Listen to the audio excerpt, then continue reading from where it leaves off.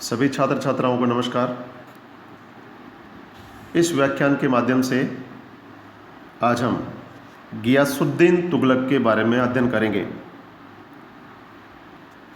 गियासुद्दीन तुगलक ने एक नवीन राजवंश की नींव डाली, परंतु यह कहना भूल है कि तुगलक किसी नस्ल अथवा वंश का नाम था। गियासुद्दीन का नाम गाजी तुगलक अथवा गाजी बेग तुगलक था। इस कारण इतिहास में उसके उत्तराधिकारियों को भी तुगलक पुकारा जाने लगा और उसका वंश तुगलक वंश कहलाया।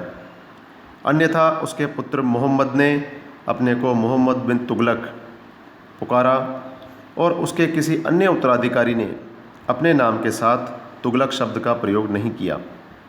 इब्न बतूता ने तुगलकों को तुर्कों की करोना शाखा का बताया। मलिक ने उनको मिश्रित रक्त बताया। अमीर खुसरो ने लिखा है कि स्वयं सुल्तान गियासुद्दीन ने अपने बारे में कहा था कि वह एक साधारण वंश का व्यक्ति हैं। इस कारण फरिश्ता की धारणा सत्य के अधिक निकट प्रतीत होती है। फरिश्ता के अनुसार उसका पिता मलिक तुगलक बलबन का एक तुर्की गुलाम था जिसने एक हिंदू जाट स्त्री से विवाह किया था।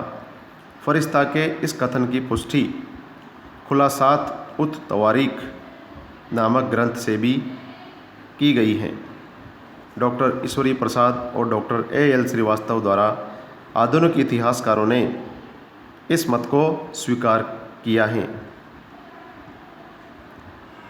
उनका पुत्र गाजी तुगलक था जो गियासुद्दीन तुगलक के नाम से दिल्ली के सिंहासन पर बैठा। गाजी तुगलक ने अपने पिता की भांति दिल्ली के सुल्तानों की सेवा की थी और जलालुद्दीन खिलजी के समय में वह सैनिक सेवा में था। अपनी योग्यता से वह प्रगति करता गया और 1305 ईस्वी में अलाउद्दीन ने उसे दीपालपुर का सूबेदार और सीमा रक्षक नियुक्त किया था। उसने मंगोल आक्रमणों के विरुद्ध सफलता प्राप्त की, काबुल तथा गजनी तक आक्रमण किए और मंगोलों की सीमा के अंतर्गत क्षेत्रों से राजस्व वसूल किया। खुसरो शाह के समय में वह अपने उसी पद पर रहा। उसके पश्चात खुसरो शाह को समाप्त करके उसने दिल्ली के सिंहासन पर अधिकार कर लिया तथा 8 सितंबर 1320 ईस्वी को वह सुल्तान बन गया। गियासुद्दीन तुगलक के सुल्तान बनते ही उसे अनेक समस्याओं का सामना करना पड़ा। अनेक प्रांतों में जगह जगह विद्रोह हो रहे थे। शाही खजाना रिक्त हो चुका था। उसने समस्याओं का धैर्यता से सामना किया। उसने उदार तथा कठोर नीति का अनुसरण करके तत्कालीन सरदारों और नागरिकों को संतुष्ट किया। वह 1325 ईस्वी तक सुल्तान पद पर रहा। अपने शासनकाल में उसने किसानों की भलाई के उद्देश्य से पूर्व की भांति पैदावार का 1/5 भाग लगान वसूल करना प्रारंभ किया तथा अकाल की स्थिति में भूमि कर को माफ़ करने की व्यवस्था की। यातायात एवं डाक व्यवस्था में सुधार किया। सरकारी कर्मचारियों के वेतन में वृद्धि की। रिक्त शाही खजाने को भरा। लगान अधिकारियों को अनेक सुविधाएं प्रदान की। इसके साथ ही अपने साम्राज्य की सीमाओं में भी उसने विस्तार किया। उसने उत्तर भारत के साथ ही दक्षिण भारत को भी अपने साम्राज्य में सम्मिलित कर लिया।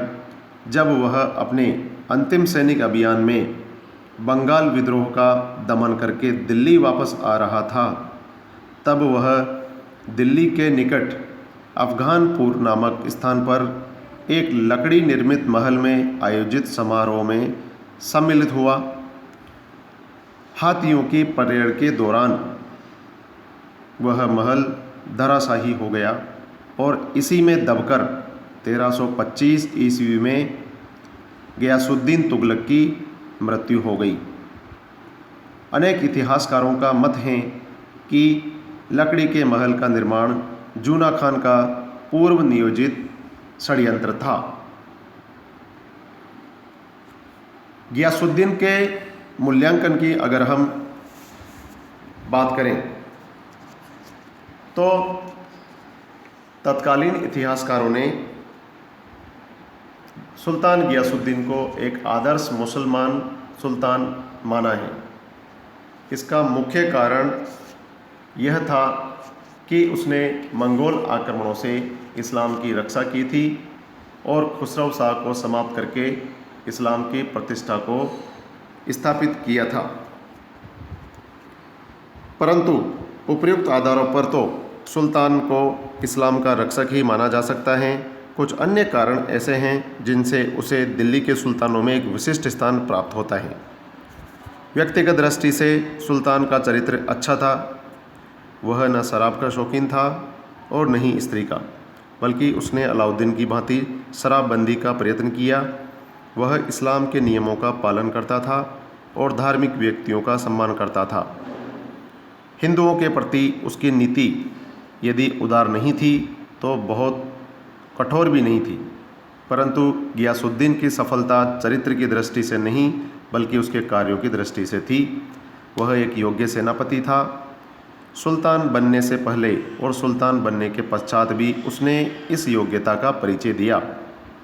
उसके सैनिक अनुशासन के कारण दिल्ली की सेना एक बार पुनः शक्तिशाली बन गई। इसी कारण से उसने अपने साम्राज्य का विस्तार किया। उसने प्रायः संपूर्ण दक्षिण भारत को अपने राज्य में सम्मिलित कर लिया और उसके समय में बंगाल की विजय भी हुई। उसका साम्राज्य अलाउद्दीन के साम्राज्य से भी अधिक विस्तृत था। जिन राज्यों को अलाउद्दीन ने केवल अपनी अधीनता स्वीकार कराने के पश्चात स्वतंत्र छोड़ दिया था, उन राज्यों को उसने अपने शासन के अधीन भी किया। एक शासक की दृष्टि से भी वह एक सफल शासक रहा। उसने अलाउद्दीन की मृत्यु के पश्चात उत्पन्न हुई अव्यवस्था को भी सुधारा। उसने शासन से भ्रष्टाचार को समाप्त किया, किसानों की भलाई की, कृषि योग्य भूमि में वृद्धि की, यातायात और डाक व्यवस्था को ठीक किया, पुल और नहरें बनवाई, बाग लगवाए, सरकारी कर्मचारियों के वेतन में वृद्धि की, लगान अधिकारियों को प्राप्त होने वाली सुविधाएं उन्हें पुनः प्रदान की तथा शाही खजाने को परिपूर्ण कर दिया। गियासुद्दीन एक न्यायप्रिय शासक था और प्रतिदिन सुबह और शाम वह न्याय के लिए दरबार करता था। वह पहला दिल्ली सुल्तान था जिसने किसानों की भलाई के लिए प्रयत्न किया और अपने कर्मचारियों को आदेश दिए कि वे लगान में वृद्धि करने के स्थान पर कृषि योग्य भूमि और उत्पादन वृद्धि के लिए प्रयास करें। उसने विद्वानों को दरबार में संरक्षण प्रदान किया। उसने तुगलकाबाद नामक शहर की नींव डाली और वहाँ कई इमारतें बनवाई। उसका महल इतनी चमकदार ईंटों का बनवाया गया था कि सूर्य की रोशनी में उसे टकटकी लगाकर देखना असंभव था। इस प्रकार अपनी विजयों और सफल शासन द्वारा उसने सुल्तान और राज सिंहासन की प्रतिष्ठा को पुनः स्थापित किया। गियासुद्दीन न केवल नवीन नीतियों और सिद्धांतों को जन्म देने वाला था, बल्कि एक व्यवस्थापक और राज्य के संगठनकर्ता की दृष्टि से भी उसका महत्वपूर्ण स्थान रहा। यद्यपि वह एक साधारण स्थिति से उठकर सुल्तान के पद पर पहुंचा था, परंतु सुल्तान बनने के पश्चात उसने बलबन की भांति अपनी सहायता के लिए श्रेष्ठ तुर्की नस्ल का सहारा नहीं लिया। उसने न तो कभी स्वयं श्रेष्ठ नस्ल का वंशज होने का दावा किया और न ही शुद्ध तुर्की नस्ल के व्यक्तियों की वफादारी प्राप्त करने का प्रयत्न किया। इस प्रकार यद्यपि वह अलाउद्दीन के समय की क्रूर परंपराओं में पनपा था, परंतु उसने कभी भी क्रूरता को अपने शासन का आधार नहीं बनाया। गियासुद्दीन अन्य व्यक्तियों में योग्यता की खोज करता था और स्वयं अपनी योग्यता में विश्वास रखता था। अतः उसे न तो श्रेष्ठ नस्ल की सहायता की आवश्यकता हुई और न ही क्रूरता की। तब भी वह सफल रहा। गियासुद्दीन तुगलक के बारे में बर्नी ने लिखा है कि साम्राज्य के सभी शहरों में अपने शासन को स्थापित करने के लिए वह सब कुछ जो सुल्तान अलाउद्दीन ने इतने अधिक रक्तपात, कुटिल नीति, अत्याचार और हिंसा से किया, सुल्तान तुगलक शाह ने 4 वर्षों में बिना किसी कुटिलता, कठोरता अथवा रक्तपात के कर दिया। तो इस प्रकार से हम देखते हैं कि गियासुद्दीन तुगलक के छोटे शासन काल में भी उसका इतिहास में महत्वपूर्ण स्थान है। धन्यवाद।